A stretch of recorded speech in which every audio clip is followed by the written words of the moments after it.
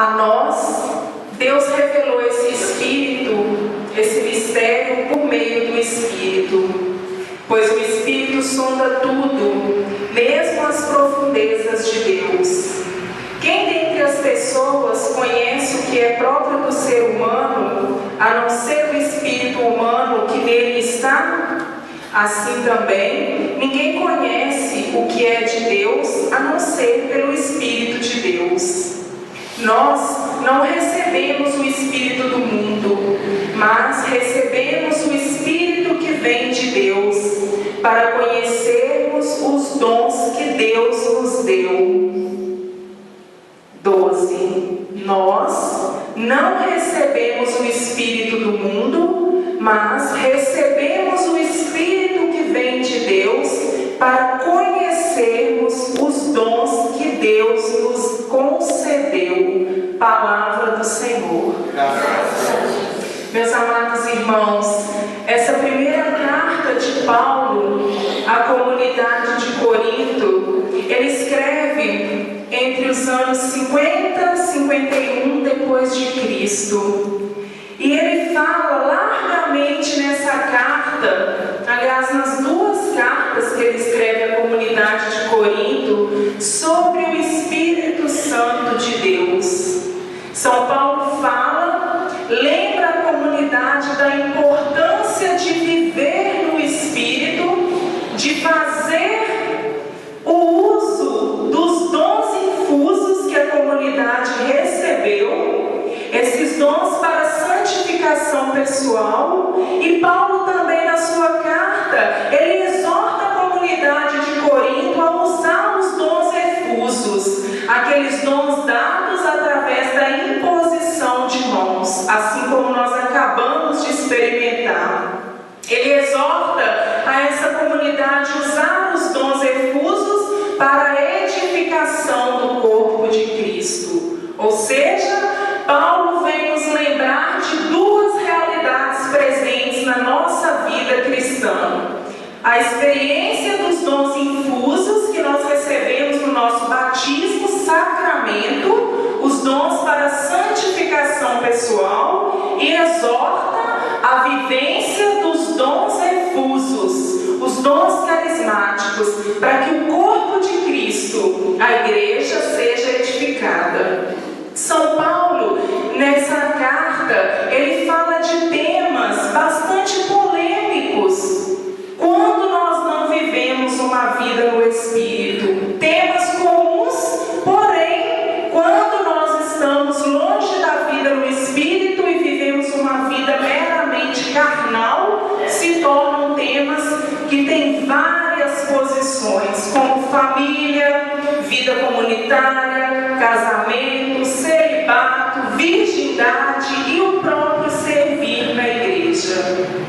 Então, especialmente nesses versículos que nós acabamos de ler, nós percebemos como Paulo vem nos recordar que nós vivemos um mistério, o mistério do Espírito de Deus em nós. Todos nós temos o Espírito de Deus agindo em nós. A partir do momento que nós fomos batizados, nós nos tornamos templo e sacrário do Espírito de Deus. Então, ninguém que é batizado pode dizer: eu não tenho o Espírito Santo, ele não está em mim. Mas aí, nós precisamos nos lembrar de uma coisa que é própria também do cristão: a liberdade. Nós temos o Espírito, mas nós permitimos que o Espírito nos conduza? É isso que nós queremos meditar nessa noite. Se nós temos permitido que o Espírito nos conduza.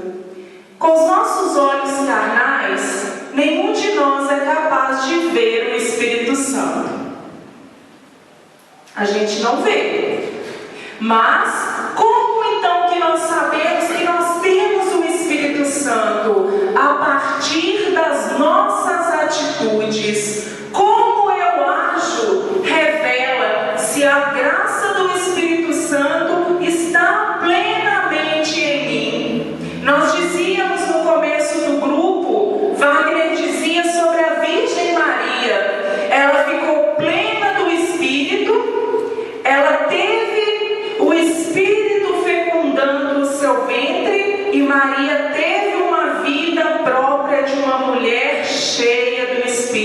Santo. Então São Paulo, ele nos alerta para essa necessidade de nós vivermos no Espírito. E no versículo 12, ele nos diz o quê? Nós não recebemos o Espírito do mundo.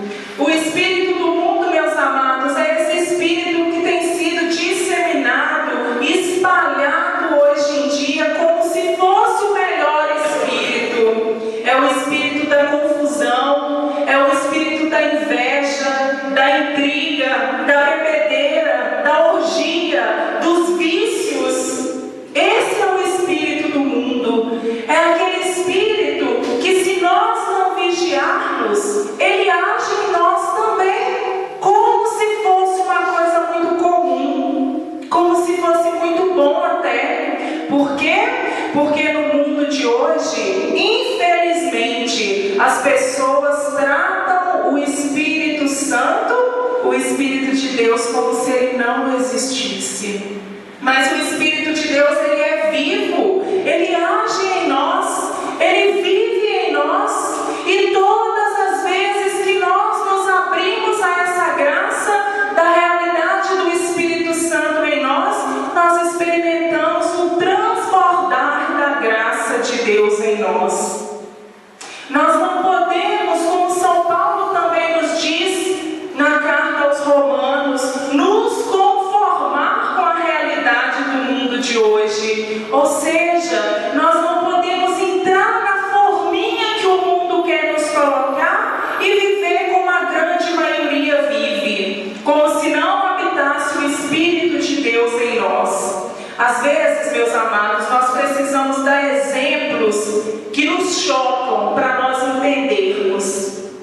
Quando nós vamos à igreja e chegamos diante do sacrário, do tabernáculo, onde se encontram as reservas eucarísticas, o Santíssimo Corpo de nosso Senhor Jesus Cristo, dificilmente nós conseguimos imaginar uma pessoa chegando ali e fazendo algo errado diante do Santíssimo, se drogando, se prostituindo, bebendo, abusando de alguém. É estranho se nós pensarmos em alguém fazendo isso, não é? Mas daí, como que nós conseguimos achar natural alguém fazer isso com o seu próprio corpo ou com o corpo do outro? Se drogar, se prostituir, abusar do outro, como se não fosse Deus presente ali.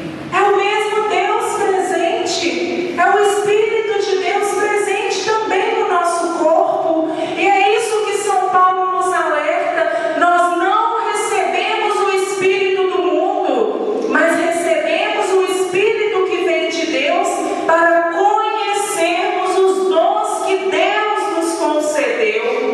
Ou seja, nós recebemos dons, nós recebemos presentes espirituais, nós recebemos graças, e Jesus é o doador desses dons.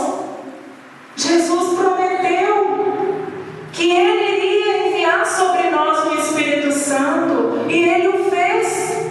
Nós temos a graça de viver no tempo da plenitude do Espírito. Hoje, todo homem, toda mulher que deseja a vida no Espírito tem condições de experimentar, porque Jesus já se deu por amor a nós. Nós podemos olhar para a cruz de nosso Senhor Jesus Cristo e ter esperança e ter a alegria de saber a promessa se cumpriu. O Espírito de Deus está em nós. Mas hoje, meus amados irmãos, por que nós precisamos refletir sobre as palavras de Paulo? Porque, infelizmente, as pessoas têm vergonha de falar sobre o Espírito Santo. As pessoas têm medo de serem ridicularizadas. Esta semana, eu tive a graça de ouvir uma pregação, eu até partilhei no Facebook, que há 13 anos atrás eu ouvi. Uma das pregações que até hoje eu lembro com muito carinho, porque é uma pregação que falou muito ao meu coração. Uma pregação do Padre Jonas Abib, que se chama Puros como Sara e Nessa pregação, o Padre Jonas ele fala sobre a castidade dos solteiros e a castidade matrimonial. O que é a castidade matrimonial? É nós vivermos a relação sexual santamente dentro do nosso matrimônio, porque o outro é templo e sacrário do Espírito Santo. Então eu não posso usar o meu corpo e usar o corpo do outro como se o Espírito de Deus não habitasse nele. E eu achei muito interessante, porque apenas 2 pessoas curtiram só essa pregação lá. E eu fico vendo quando as pessoas postam vídeos de piada, de coisas não muito espirituais, quantas mil curtidas, quantas mil pessoas compartilham, porque às vezes nós temos vergonha de que os outros vejam algo de Deus no nosso Facebook. Às vezes nós temos vergonha, às vezes nós até vivemos uma vida honesta, decente, mas nós preferimos no meio da turminha dizer como os outros dizem, falar como os outros falam, porque nós temos medo de ser ridicularizados, como se o Espírito de Deus fosse ridículo. Mas ridículo, meus irmãos, é o espírito do mundo.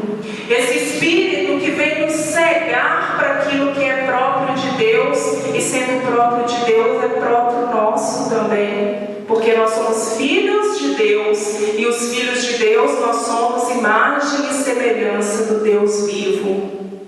Eu vou contar para vocês uma história que eu ouvi esse ano da Maria Francisca, fundadora da comunidade Oásis, e que eu achei muito interessante. Ela contou assim, que numa cidade havia um cego. E esse cego, ele não se conformava de saber que as outras pessoas tinham capacidade de enxergar, de ver a beleza das coisas, e ele murmurava. Mas um dia ele teve uma ideia. Aí o que esse cego fez? Ele começou a falar com aquelas pessoas com as quais ele convivia, que ser cego era maravilhoso, era bom demais ser cego, que todos deveriam ser cegos, experimentar o que é ser cego. Aí um dia, um dos seus amigos achou que aquela ideia devia ser boa mesmo. Foi lá e furou seus olhos, e também se tornou cego. Mas quando ele se tornou cego, ele percebeu que ser cego não era lá tão bom assim. Mas agora não tinha jeito de voltar atrás, né? Ele já era cego. O que ele fez? Ele juntou com aquele outro cego, e os dois começaram a juntar mais gente e dizer que ser cego era muito bom, que ser cego era a melhor coisa do mundo. Começaram a dar palestras, gente, falando sobre cegueira, que era muito bom. E aí, mais outras pessoas começaram a vazar seus olhos e também se tornaram cegas. E ali naquela cidade, isso foi acontecendo com frequência. Várias pessoas foram se tornando cegas, porque ao ficar cegas, elas percebiam que ser cego não era bom. Mas se elas estavam cegas, elas queriam que os outros também ficassem cegos. E aí foi juntando tanta gente que eles foram conseguindo patrocínios para divulgar a cegueira, fizeram novelas sobre a cegueira como sendo ótimo, música sobre cegueira como se fosse ótimo, filme, propagandas, outdoor. E aí o que aconteceu? A cidade toda se tornou cega. Meus amados, o triste nessa história é que isso tem acontecido hoje em dia, na nossa cidade, muito perto de nós. As pessoas caem em adultério e começam a falar que é muito bom adulterar, que é ótimo ter 2 mulheres, ter 2 homens, ter uma vida promíscua. As pessoas caem nas drogas e começam a falar com as outras e outras e outras que é muito bom viver na droga, que deixa a vida mais excitante, mais alegre. E assim as pessoas vão se tornando cegas, porque não têm coragem